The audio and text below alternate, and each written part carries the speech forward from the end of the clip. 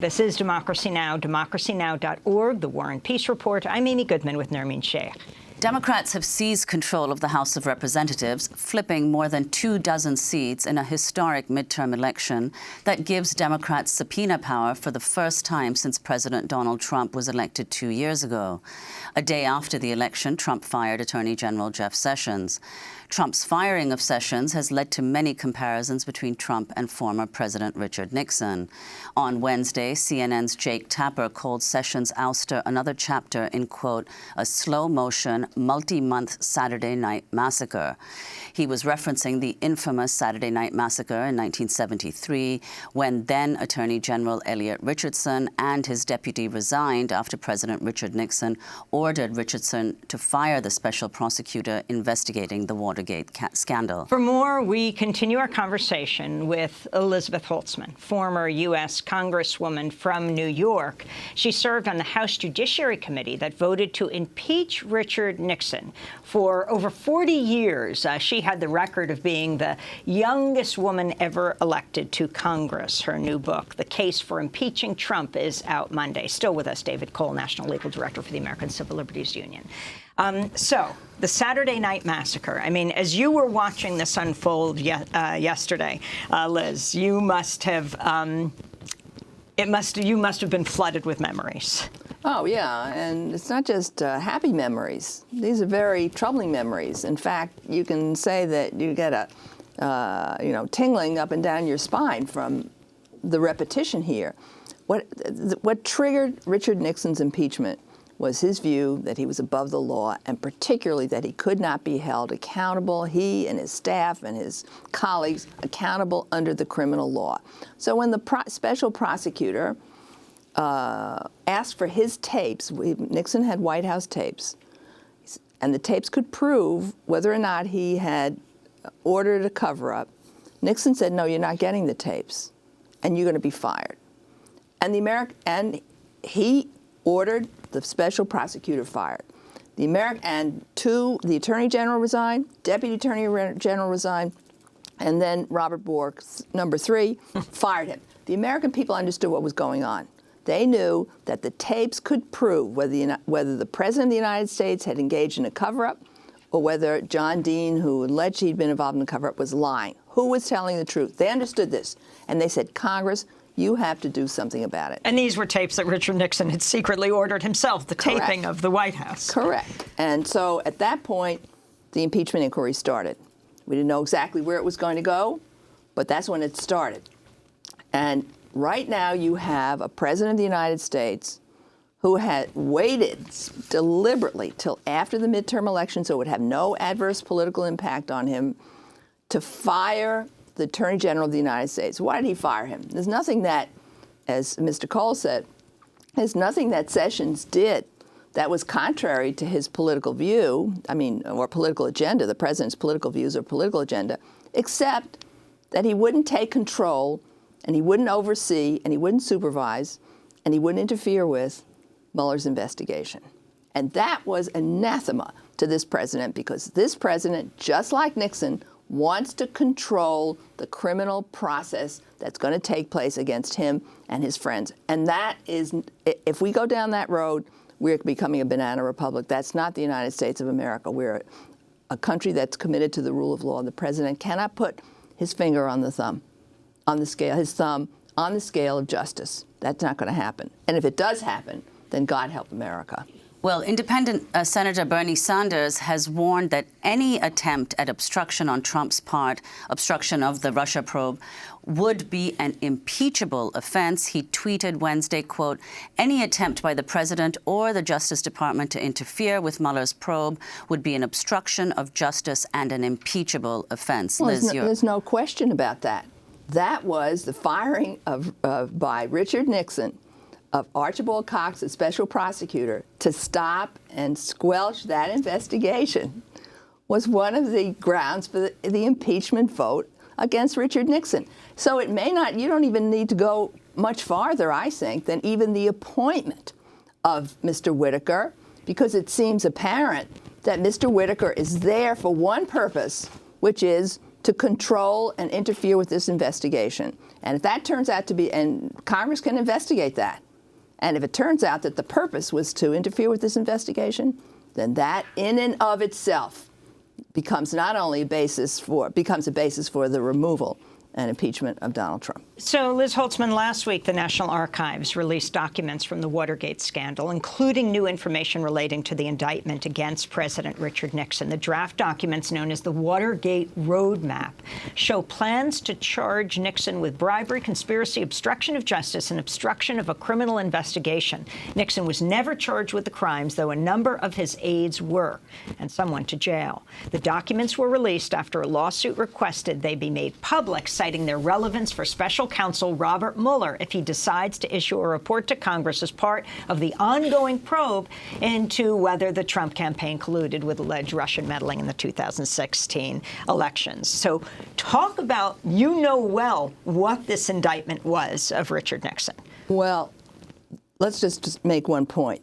Richard Nixon was named by the grand jury as an unindicted co-conspirator. That is the only time that's ever happened in the history of the United States. So the grand jury wanted to indict Richard Nixon. This wasn't a hypothetical draft indictment. The grand jury said, we want to indict Richard Nixon. They were told by the special prosecutor, you can't indict a sitting president. I don't necessarily agree with that. And so as an alternative, they issued this, they charged him as being an unindicted co-conspirator. But yes, the roadmap pointed to, these were criminal charges that were going to be made against the President of the United States and the supporting evidence. Impeachment is not a criminal proceeding. Impeachment is a civil proceeding by Congress to preserve and restore our democracy. It doesn't require a criminal standard of proof. It doesn't require any of the trappings of a criminal proceeding. What its purpose is to take a president who is a threat to democracy and remove that president from office. That's what the framers put impeachment into the Constitution for. And that's why the House Judiciary Committee voted to impeach Richard Nixon, in part because he obstructed the investigation into the break-in into the Watergate hotel complex, the Democratic National Committee headquarters. And Donald Trump has tried to interfere with this investigation. He hasn't succeeded in derailing it. He hasn't succeeded in stopping it, but he's put Whitaker there clearly. The appearance is to shut it down. And what does that mean? What if Whitaker shut it down or starved it of funds? What does Mueller need to have in place now? And what would happen if he were fired? Could the indictments be made public if there are some already sealed? Well, it's a very interesting question as to what would happen. I think we would have a national crisis, first of all. If the American people at that point don't rise up to protect our democracy, then maybe nothing can preserve it. Because that's what happened in Watergate. The American people forced Congress. Democrats were in control, Republican president, but the Democrats didn't want to bring impeachment proceedings. American people forced them to do that. Why didn't they? Because that's the critical point here. Why didn't they? Because they were, in a way. I mean, this is a very critical issue. I mean, Nancy Pelosi, who has said she's going to run for House Speaker again, has famously said impeachment is off the table. Yeah, because it's an unknown process. Because the first time the Congress ever did an impeachment of a president was against Andrew Johnson, and that was done in a partisan way, and it left a historical taint. We did the Nixon impeachment process. We did it in a bipartisan way. We did it in a fair way. That should have given the American people a sense that this process works to preserve democracy. But then we had the Clinton impeachment, which was, again, an abuse of power, as the Andrew Johnson impeachment was. But the issue is that I wasn't privy to why the Speaker of the House and the Majority Leader, both Democrats, did not want to proceed with impeachment proceedings until the Saturday Night Massacre. I think it's because they just didn't know what was going to happen. The proceeding itself was, had a bad taint historically, and they didn't know how the public was going to react. Really take down a president. Richard Nixon, unlike Trump, who squeaked through as in his election, Richard Nixon was elected with one of the biggest landslides in American history. In 1972. In 1972. So for an impeachment to take place, you'd have to change the minds of a majority of American voters. Democrats weren't sure that could ever happen. So they were worried about the political consequences for themselves instead of thinking about the country. But the American people demanded, they said, Congress, you've got to protect our democracy. And Congress did. We didn't take a nose count before we started. We didn't even know what, when I remember when we started the impeachment proceedings, nobody even knew what a high crime and misdemeanor was. What's the standard for impeachment? None of us had studied this in law school. So explain what happened in the end. Why Richard Nixon left? Richard Nixon left because the House Judiciary Committee, proceeding in a methodical, fair, transparent, open, and bipartisan fashion, voted that he engaged in impeachable offenses. And ultimately, every single Republican on the committee, initially when we voted, there were about 11, 12 Republicans who didn't join. We had 7 or 8 who did. When there was a tape recording that was released that showed Nixon himself orchestrating the cover-up from the very beginning, all the Republicans joined with all the Democrats in saying Richard Nixon should be impeached, including the most conservative. At that point, the handwriting was on the wall. It was clear. If every single member of the House Judiciary Committee, including conservative Republicans and conservative Southern Democrats, supported impeachment, the House was going to support impeachment overwhelmingly, and he would be removed by vote, convicted in the Senate and removed. And he saw the handwriting on the wall. He didn't want that humiliation. It was bad enough that he had to resign. He became the first American president to resign. But it was because the process was fair, open, and won the respect of the American people, most of whom had supported Richard Nixon in the election just a year and a half before. So it can be done. So Richard Nixon resigned and didn't get impeached? No. There was a vote to impeach in the House Judiciary Committee. That was enough for Richard Nixon to get the message he had to get out, because otherwise he'd be forcibly removed by the House and full House and the Senate. Well, let's go back to Sessions' replacement, Matthew Whitaker, and his comments on another issue in an interview with CNN last year. He said about the Constitution's emoluments clause that, quote, the ethics laws and the conflicts of interest rules do not apply to the president or the vice president. So, David Cole, could you respond to that? And also, if Whitaker were to impede or entirely halt Mueller's investigation, is this likely to provoke a constitutional crisis, as some say it will?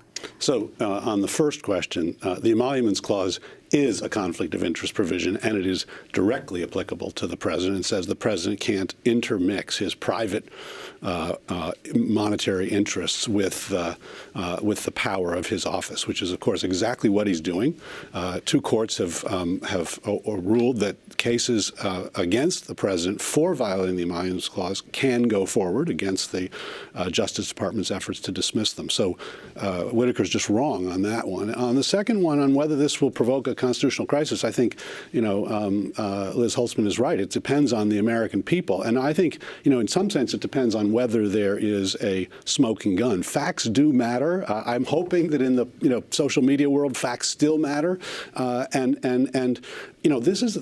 are the actions. If you look at what Trump has done, these are the actions of a man with something to hide. If you have nothing to hide, then you don't mind the fact that there's an investigation. You welcome an investigation into Russian interference with our democratic process. Anyone who didn't have anything to hide would say, absolutely, let's look into that. In fact, what he's done is at every stage try to obstruct it. Mueller is diligent. Mueller is talented. Mueller has been incredibly disciplined about this. I think Mueller will reveal whatever's there that Trump is seeking to hide. And then the question is, will the American people, and most importantly, will the Republicans in the Senate hold country over party loyalty? The Miami New Times reports Matthew Whitaker was also involved in a Miami-based invention marketing company the Federal Trade Commission shut down last year after calling it a scam. The paper reported Whitaker not only sat on the board of World Patent Marketing, but also once sent a threatening email to a former customer who'd complained after he spent thousands of dollars and did not receive the promised services. So, I mean, we're just learning about Matthew Whitaker right now. Yeah, yeah. And all we really know is that his number one qualification for the job was loyalty to President Trump and criticism of the Mueller investigation. And that's not a justification for being the highest law enforcement officer in the country. Liz Holtzman, just before we break, Deb Haaland is our next guest, and she has made history. She is one of 2 Native American women who will be going to Congress. This is for the first time ever in this country. She's from New Mexico. You made history as the youngest woman ever elected to Congress, and you held that record for over 40 years. Do you have a suggestion for her? You, Liz Holtzman, who is now the author of The Case for Impeaching Trump. Well, first of all, congratulations to her. And secondly, while all of these terrible things are happening with regard to the President of the United States and interference with the rule of law and with justice, the dream of America is still pretty strong. If we can have people who've been excluded, Native American women who've never served in Congress now can reach for that high position. That's great, and I'm excited. Read my book. Americans should read my book. Understand how the process works. We don't need a smoking gun to start it. We do need a sense that the president is interfering with the rule of law. The minute that happens, then Congress has to act and the American people have to act to start investigations. Well, we want to thank you both for being with us. Liz Holtzman, at 31 years old, she was the youngest woman elected to Congress, held that record for more than 40 years until Elise Stefanik was elected in New York in 2014 at age 30. And now Alexandria Ocasio-Cortez at 29 will be the youngest member, the youngest woman elected to Congress. Liz Holtzman, former U.S. Congresswoman, her new book, The Case for Impeaching Trump, and David Cole, who is the legal director of the ACLU, the American Civil Liberties Union. When we come back, we go to New Mexico to speak with Deb Haaland, made history as one of 2 Native American women elected to Congress for first time ever. Stay with us.